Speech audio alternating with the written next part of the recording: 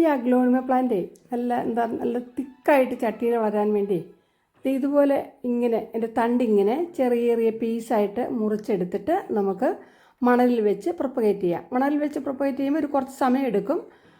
ചിലപ്പോൾ 20 ദിവസം അല്ലെങ്കിൽ ഒരു മാസമൊക്കെ എടുക്കും കേട്ടോ. പക്ഷെ നല്ല ഭംഗിയായിട്ട് നമുക്ക് തിക്കായിട്ട് വളർത്താൻ പറ്റും. മറ്റ് തൈകൾ ഓരോന്നിങ്ങനെ വളർന്ന് വന്നിട്ട് തിക്കാണെങ്കിൽ ഒത്തിരി സമയം എടുക്കും, പ്രത്യേകിച്ച് ഹൈബ്രിഡ് ആയിട്ടുള്ള അഗ്ലോണിമയിൽ. അപ്പോൾ ഇതുപോലെ അങ്ങനെയൊക്കെ ചെറിയ ചെറിയ 1 ഇഞ്ച് നീളമുള്ള പീസായിട്ട് മുറിച്ചിട്ട് അതിൻ്റെ 1 അല്ലെങ്കിൽ 1.5 അതിൻ്റെ മൂളങ്ങൾ നോക്കി മുറിക്കണം. എന്നിട്ട് നമ്മൾ അതിന് സാഫ് പുരട്ടി കൊടുത്തിട്ടുണ്ട് 2 അറ്റത്തും, അത് കേട് വരാതിരിക്കാനായിട്ട്.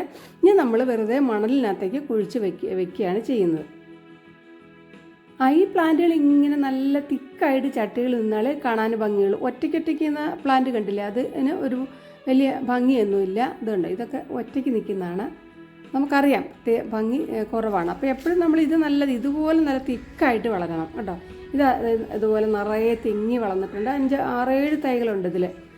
ഇത് നമുക്ക് എന്താ പറയുക, ഇത് കട്ട് ചെയ്യാൻ പോലും തോന്നില്ല അല്ലേ. അപ്പോൾ ഇതുപോലെ ഡെഡ് ലീവ്സൊക്കെ ഇതിനകത്തുണ്ട്, അതൊക്കെ ഒന്ന് കട്ട് ചെയ്ത് മാറ്റണം നമ്മൾ.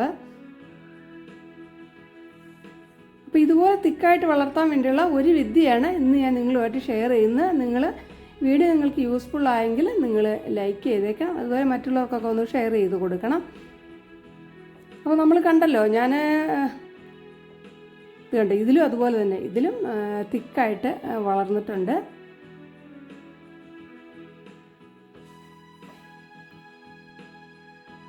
അപ്പോൾ ഈ പോട്ടിലും നല്ല തിക്കായിട്ട് വളർന്നു വന്നിട്ടുണ്ട്. നല്ല ഭംഗിയിലേ കാണാനായിട്ട്. അപ്പോൾ ഒരു മാസം മുമ്പ് വെച്ചിരുന്ന ആ തൈകൾ ഈ മുളച്ച് നിങ്ങളിന്ന് കാണിച്ചു തരാം. കണ്ടോ, ഇതാണ് ഇങ്ങനെ മുള വന്ന് നിൽപ്പുണ്ട്. ചിലതിലൊക്കെ 2 മുളകളൊക്കെ വരും. ഇത് മണൽ മാത്രമേ ഉള്ളൂ കേട്ടോ, വേറെ ഒന്നും ഇതിനകത്ത് ആഡ് ചെയ്തിട്ടില്ല. വെറുതെ മണൽ മാത്രം വെച്ച് ഒരു മാസം കൊണ്ട് റെഡി ആയതാണിത്.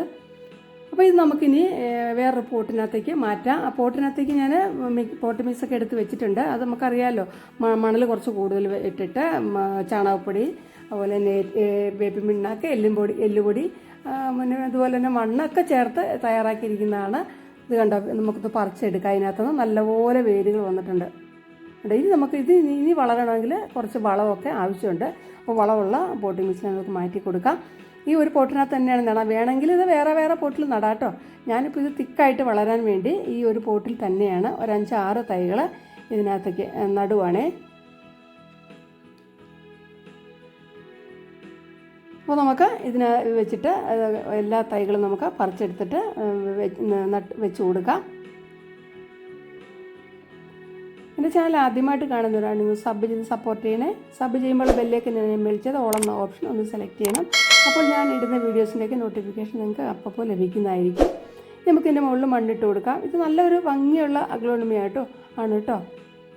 പ്രത്യേകിച്ചും ഇത് നമുക്കറിയാമല്ലോ, അധികം വെയിൽ തട്ടുന്നിടത്ത് വെക്കരുത്. പ്രത്യേകിച്ച് ഇപ്പോൾ നല്ല വെയിലിൻ്റെ സമയമാണ്. കുറച്ച് തണലുള്ളിടത്ത് വേണം ഇത് വയ്ക്കാനായിട്ട്. അത് ഇൻഡയറക്റ്റ് സൺലൈറ്റ് കിട്ടിയാൽ മതി ഈ പ്ലാന്റിന്. ഇതിനു മുമ്പും ഞാൻ ഇത് അഗ്ലോണിമയുടെ 2-3 വീഡിയോസ് ചെയ്തിട്ടുണ്ട്. ഞാൻ എൻ്റെ ലിങ്ക് ഡിസ്ക്രിപ്ഷനിൽ കൊടുക്കാം. അപ്പോൾ നിങ്ങൾ അല്ലെങ്കിൽ ഐക്കാർഡിൽ കൊടുക്കാം. നിങ്ങൾക്ക് ആവശ്യമുള്ളവർ കയറി കണ്ടാൽ മതി. ഇത് കണ്ടോ, ഇത് ഒരെണ്ണത്തിന് മുള വരുന്നതേ ഉള്ളൂ. അത് നമുക്ക് അതിനകത്തേക്ക് വെച്ച് കൊടുക്കാം. അപ്പോൾ എല്ലാം വെച്ച് കൊടുത്തിട്ടുണ്ട്. ഇനിയിപ്പോൾ നമുക്ക് ഇതൊന്ന് നനച്ച് കൊടുത്തിട്ട് തണലത്തേക്ക് മാറ്റി വയ്ക്കാം.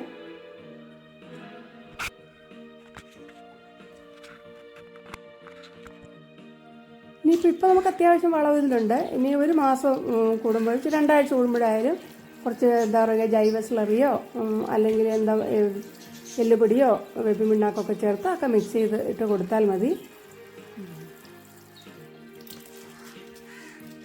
അപ്പോൾ ഇന്നത്തെ ഈ വീഡിയോ നിങ്ങൾക്ക് ഇഷ്ടമായി എന്ന് കരുതുന്നു. അടുത്ത നല്ലൊരു വീഡിയോയിൽ നമുക്ക് വീണ്ടും കാണുന്നവരെ എല്ലാവർക്കും ബൈ. Thanks for watching.